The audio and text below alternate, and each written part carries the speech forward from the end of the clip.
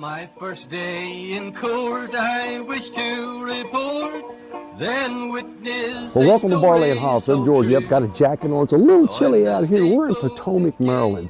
And this is based on a special invitation from Kevin and Andreas, the proprietors here. And they're working on developing their own distillery, their own brand and marketing. And this is really a great opportunity to jump in at what we call the jump off point.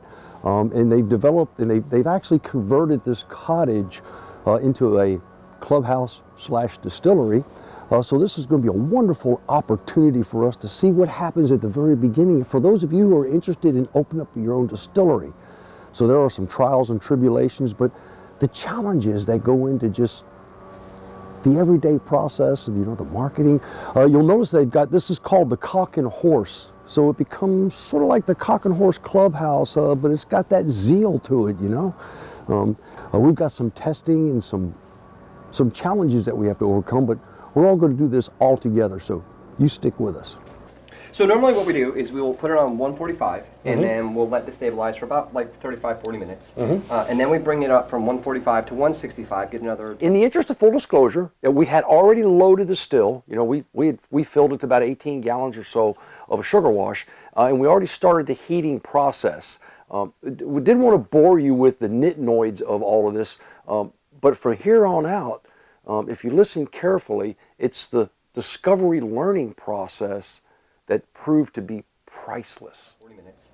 And then we bring it up from 145 to 165, get another 10-15 minutes, and then we bring it up like 10 to 15 degree increments until we get to the point where we're at 200, and that's where we get the distillate starting. Okay, but that's the temperature we're measuring in the kettle, correct. Right? That is the temperature measuring the kettle, because the PID controller on this particular still is in the kettle, not in the actual, in the top of the column where it should be. Right. Now, so, to combat that, we've ordered a column extension. And we're going to use that again. We're going to use that later today. Yes, right? correct. It's going to come in this afternoon. So we're going to get an opportunity to show you the difference between tracking the temperature in the kettle as opposed to tracking the temperature in the column. For those of you who are just hard to come on board, as we always say, is that if you're tracking the temperature in the kettle only in order to produce a spirit, well then it's like driving the car using the tachometer. That'll tell you how fast the engine's going, but it doesn't necessarily tell you how fast the car's going. We want to know what the vapor temperature is, because what is the vapor temperature of vaporized ethanol? 173. 173, yeah, somewhere in that neighborhood, depending on what textbook you read, right? So we want to be at least that here, right? Not necessarily here. Right. It's going to take more energy to get there. Exactly, and if you notice, even though this says 145 right now, this right here is definitely not 145 degrees. Oh, no. And up here is probably room temperature, which it is room temperature. Right. So for us, it's been a lot of a learning curve of what does, if it's 145 here, what is it up here? It's guesswork, because we have no thermometer, we have no PID, we have absolutely nothing. And the one thing I do want to show you is that although this says 145, the sensor, like we said, is down here, and we have a thermometer stuck up here, which is kind of measuring the steam as it's rising, and that already you can see is less than 140. Yeah. Okay. So that's your temperature differential. That's already the differential. Now it's going to be far more extreme over in this column, the higher we go, and this actually does not feel very warm at all. Whereas this is hot. So that is 2 degrees somewhat useless. Yeah. The other problem with not having the PID controller or thermometer up here at the top is that when we put the pre-condenser on, we don't see the drastic changes to be able to do quick adjustments. Right. We're not seeing changes for a few minutes, and that by that point we've either already lost it, or we've passed it. Or we passed it. Yeah. Right. And so it's very difficult to kind of keep a steady flow, or to actually be able to manage the flow that we have coming out with the PID controller down here. So George, what do we do? What do we do? George, what do we do? What do we do? Well, we cross our fingers, we drink a couple of beers and go, oh, what the hell? I think we have to raise the temperature. We got to raise the temperature. Yes. So what do you think we ought to raise it to, though? Because remember, we've got to have enough energy in order to transfer all that thermal energy and vapor up this column. So stepping, before you go any further, stepping it up to like 165 and then 170, 175 is not really going to help us. No, you're right. That's what we've done in the past, and we've found ourselves here for hours on end. Which was a lot of fun, because we had drinks, we had the TV on, we had music, Christmas songs. I mean, it's not bad, good friends. It's okay. Yeah. But the end result was little poor. It's like, oh, God damn it. As one of our viewers wrote in, doing something like that would make you walk like a toddler. Yeah, right. Okay. What do you say? What do you say we bring it up to 190 and find out what that does? And now we're going to actually run this still based on production as opposed to temperature. Okay.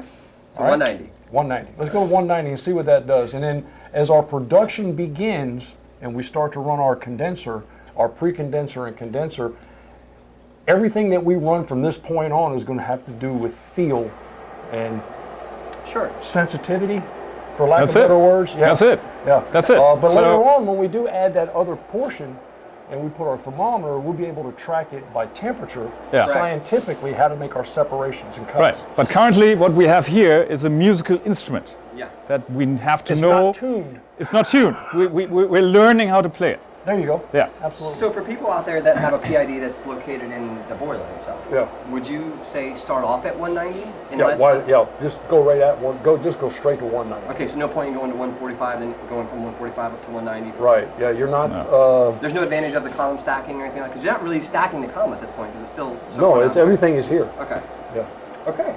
All right. Cool. Sound cool? How long do we leave it at 190 before we start actually bringing it up to? We found that with this down here, we have to be around 200 to 205 before we actually get to distill it out. Yeah. Do we do like 20 minutes at 190, let this thing actually start stacking the column? Absolutely. And then we'll once we have vapor equalization, absolutely, pressurization, I guess. Then we'll flip it over. Then you'll start to see an output, and you may want to do that in 1 degree, 2 degree increments. It all depends on, and again, each still has its own personality. Sure. Yeah. One thing I would avoid though is try to use, those laser guns. When you hit a laser gun. No. That tends to give you a lot of skewed results because it'll reflect, and it's not necessarily as accurate as a thermometer. Yeah. Hide it. Hide it. Yeah. We have one. So But this one definitely will not put anything out before you hit the 200. Yeah, you got to hit 200. Yeah. And I wouldn't expect it to. Yeah. We were freaking out. Yeah. Because we're like, wait a minute, we're getting close to actual boiling I know. water. We were thirsty and nothing was happening. I have some other ideas spooking around my head of various recipes, various other things I want to try, and all I want to say is, if you have any interest in distilling or brewing your own beer or making your alcohol in any way, go for it. Okay, it's actually not that hard. There are a few basic principles that apply that really are easy to learn. That should never really get any hotter than 212. Right. Because water boils, and I don't care how much more heat you add to it, it just continues to boil, but it never gets any hotter. Sure. Yes. Unless you change its consistency. Right. You add a bunch of sugar to it, and you can bring it up to like 227, 228 before it will boil. I have a question on that. Yeah. So I've read a couple different articles that essentially say that the boiling temperature or boiling point for ethanol changes based off of the constitution that it's in. So like if you have obviously it's boiling point of raw ethanol is 173.1 or whatever textbook you read, but when it's mixed in with water and you only have like 10% ABV in water, that boiling point of ethanol now is higher than. It's always lower because it's a positive. I'm saying higher than 173.1. No, never. Okay. It's always lower than the lowest. Your ethanol water mixture is a positive azeotrope, which means instead of a negative. A negative azeotrope would be hydrochloric acid in water. Right. And that means that the boiling point, if I'm not mistaken, please don't hold me to it, is like somebody will 218. You'll do it. Okay. Even though it's higher than both constituents, water and the acid. But water and ethanol together, the boiling point, since it's a positive azeotrope, is always lower than the lowest constituent. Okay. So your boiling point of the mixture is like 170, 171. Sure. Yeah. Okay. So that article I read was completely wrong. Damn you, Cambridge, Massachusetts. Bam. I hope I explained that well enough. All right. Maybe we keep doing this video shit. There's gonna be a couple shots later in this here. Well, we have to, but they're not going to be the best. 2, 4, 5, yeah. Okay. So, you ready? Yeah. Yeah. I mean, like, we're on like our 5th pint, right? Of pulling off this, and we've learned quite a bit so far, which is Buy a different still. No, there's nothing wrong with the still. Just kidding. Yeah, we need certain modifications, but yeah, we do. The still as such will work. Yeah. Well, so what it really is that we've reaffirmed the fact that the PID controller needs to be at the head of this thing, not Right. at the bottom, and that running it with it in the bottom is very challenging because you're trying to control so many different things with very few data points. Right. Well, As a basically- matter of fact, without the most important data point. Exactly. Because all we do know is, and we try, we came up to 190, and we let it sit there for a while. Right now we got it set at 198, and it's clicking at 197. One other thing, what else did we change on here though? You change the interval of how fast it does its readings on The its control automatic. cycle. Yeah, on the Yeah, control cycle, yeah. to Because it 1 was- millisecond or 0.1 millisecond. Well, we set it to 3. That's right. Well, it was usually on 9. It was on 9. It was Now on it's on- 20. It was on 20. Right, We brought it down to right, 9, right, and yeah. then we went from 9 to 3. Right. And the result of that was we had a whole lot of fluctuation and bouncing Yeah. going on with our Yeah, cruising at 20, trailhead at zone. 20 we did. Now at 3 we don't. That thing is actually pretty stable. and It's a calmed nice down. steady Oh, output. Right. wait. We gotta get another jar. Yep, time to get another jar. Yeah, we're filling jars at about every 10 minutes or so, so we've got a good output going. What our challenge is, though, is trying to get an accurate temperature inside this reflux chamber. And the bottom line is we don't know what we don't know. Right. Well, we will know when FedEx gets here in about an hour. Yeah. That's the great thing about FedEx. I can track its neighborhood locations. Yeah, I'm really excited. I'm looking forward to. Somebody got to get a little bit of that. Yeah. Oh, it's the only way hiding can taste good. It improves. It improves. Okay, now we're balanced in temperature, 198, 198. So it's running on its own at 198, and we've got a really good output flow. And for most of you, you'll notice that this output flow it's a pencil lead size. That's normal, but consider this. We've got a difference from a traditional still that most of us run, which is either a 2 or 3 inch column. We have a 5-inch column. Correct. So we've got Yes. much more volume transfer and much more space to transfer more vapor, and therefore with Yes. a large condenser, we have a larger output. Yes. But now we're stable. Now we're stable. Which Yes. is, I think one of the And that first was a big problem because we thought we were going to break one of these hydrometers. Yeah. You know, it was bouncing so much. Like Right. honestly, But, this is the first yeah. time I think I've ever seen it with a hydrometer stable. Yeah. Where it's not Which going means fast. that, you know, luckily George came to the rescue and fixed the PID Score! settings. Because if nothing else, I changed we didn't one know. setting. Now I go home with success. the whole Oh trick. no! Like, yeah, we just didn't know what the hell we were doing, and you know, here we are. No, here we are. Wow. But we're definitely learning a lot about Yes, we are. about controlling temperature and actually the run operation. The one thing that I'm really kind of baffled at is our proof. And right now we're 120 proof. And that indicates more that we're running it as a pot still as Correct. opposed to a reflux still. So Sure. I'm not sure we have as much reflux taking place. We got to play with this some more. Yeah. So why don't we just turn up Turn up the water. the volume just a little bit, Yeah. going through there? You want to go to 3? The next right Yeah. there? Yeah. We're going to turn up, and here in about 3 or 4 minutes, it all depends on how long it takes for this to fill, we should see a change in that. So Right. we were getting a lot of success going from 3 to 3.5. Yeah. Last one we created the 147 Yes. was between 3 and 3.5. Okay. However, we also didn't allow the fermentation as long. I don't know if that's going to make much of a Right, difference. 'cause last time we did 10 days. This Yeah. time was 7. Yeah, roughly. 7, not even. Yeah, you're right. Yeah, 7. So I don't know if that makes a difference, but it could, I think. Well, alcohol by volume going into this still, Yeah, shouldn't really make a difference Should because not make as it's much of a only difference, right. alcohol being Right. you know, being brought up into the column and then out. exactly. And then So the differences yes. in the separation points happens in your theoretical plates. Yes. Oh boy. Time for another beer. Cheers. What do you think are some of the now obvious pitfalls as opposed to what your thought process was at the beginning? I'm going to do this. I'm going to make moonshine, but I didn't know what I didn't know until now. Now I know. Oh my God, there's so many. There really is so many. There's, you know, from a logistical standpoint, your location, your space, and what you have available is going to be really kind of that's your constraint. That's going to determine what kind of equipment you can have. You know, are you going more propane-based, or are you going electric-based? You know, for instance, where we're doing it, we have a 200 amp service, and so we're limited by 200 amps. We can't go any more, you know, than 200 amps. So there was a lot of discussion in the beginning, you know, do we do propane as a heat source and things like that, because we were worried about the 200 amps. Even doing electric, we're still worried about, we're pushing that 200 amp limit with like throwing in heaters in here to keep the fermenting tanks going. You know, I didn't know how much work. Honestly, it's a lot of work. It's a lot of fun. Don't get me wrong. It's a lot of fun, okay? But there's a big difference between doing a 5-gallon still and a 20-gallon still, or a 20-gallon still to a 60-gallon still. There's a lot more fermentation process. There's a lot more mash. There's a lot more things that you have to have. When you start down this track, this whole adventure, it's, oh, I can do it. You know, these jackasses in West Virginia did it, you know, in the woods. You know, yeah, they can do it. I can do it. I'm a smart guy. You know, no. Dead dog in a jar, actually. Yeah, worse than that. Yeah. Well, how much have you collected? It was 9 jars, right? 9 jars. Yeah, 9 jars.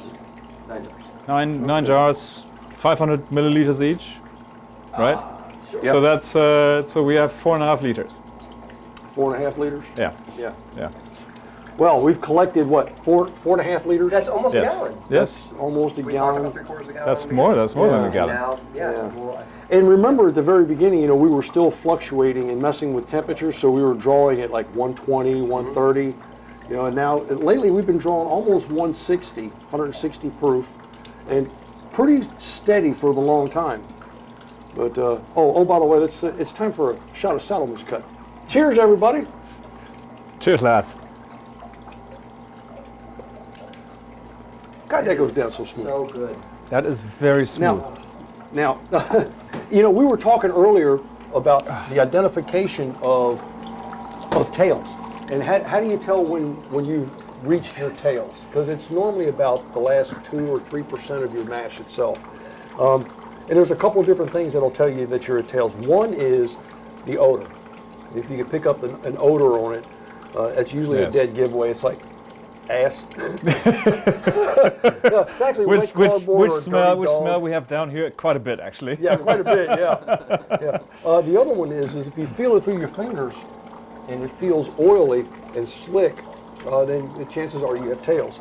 And lastly is if you look at the side of the jar, and see, I can see a little bit of that now where it starts to make, when your distillate hits the surface, you can see it penetrate and start to make ripples.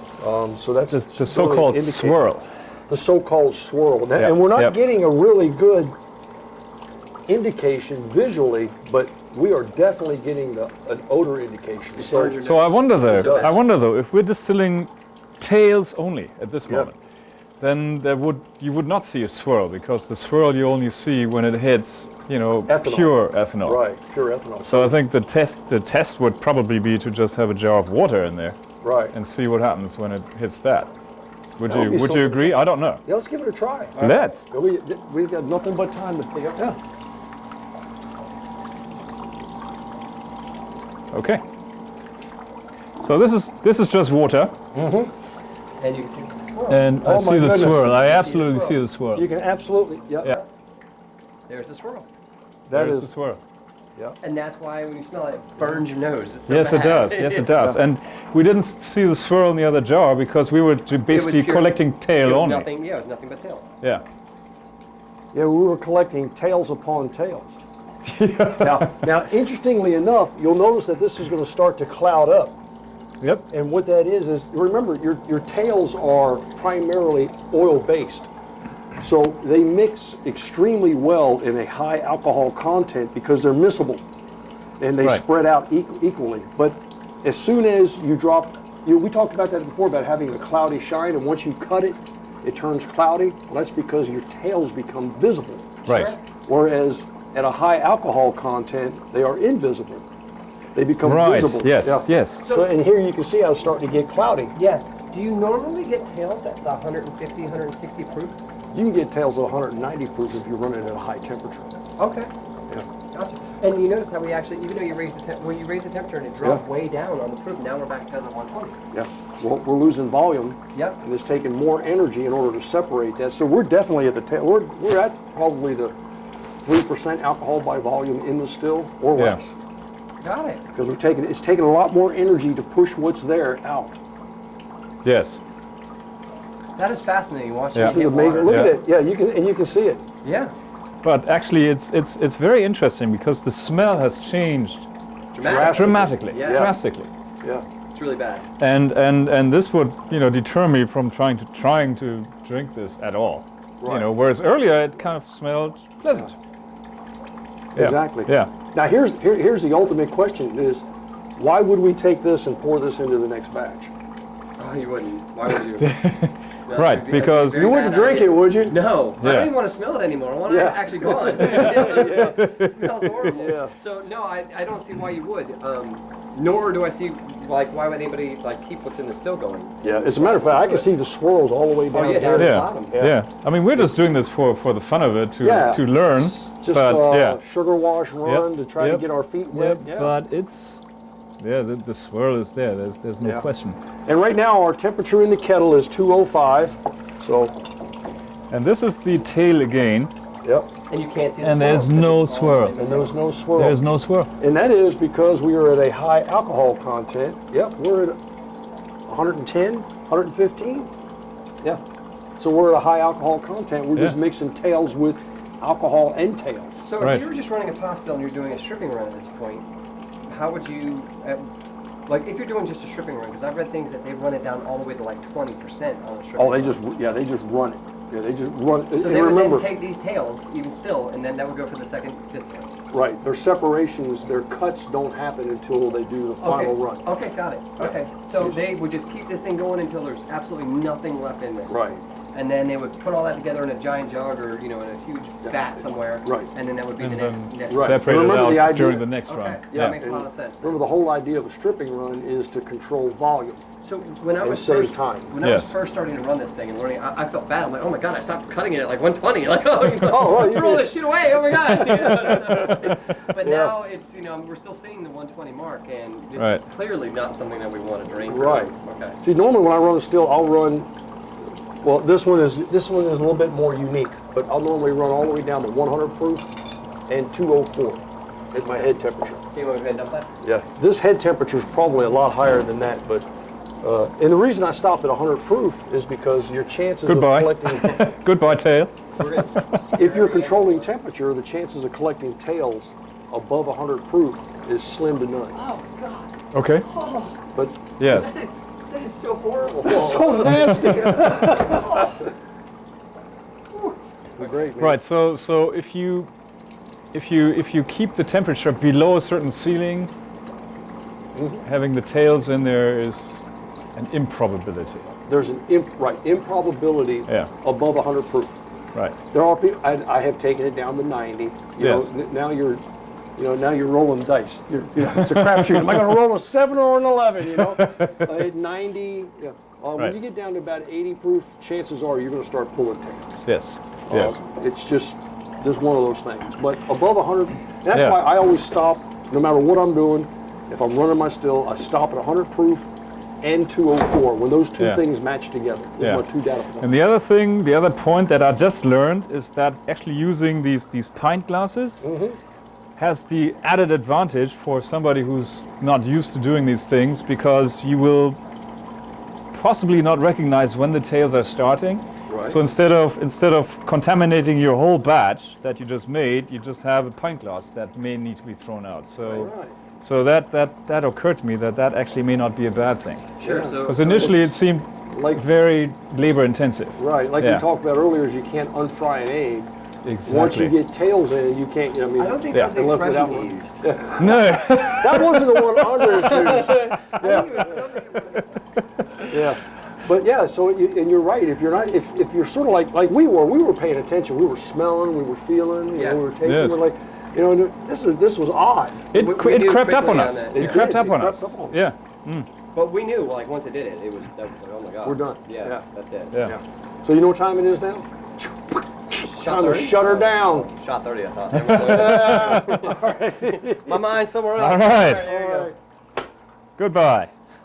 Well, I hope you enjoyed this first portion of kind of what we went through. This was day one. And remember, we had 4 full days. So there was so much to go over and so much to do. And we had such a good time doing that. In the learning process, I hope you can pick up from the video itself how much of the learning process was taking place, to include myself, because each system is just a little bit different. And when you start to figure out the idiosyncrasies of each system, it just becomes a wonderful thing. That's where the art and skill, really, I think it's more of an art form, because you've got that perfect marriage between art, skill, and science. I'm excited to show you where we end up next.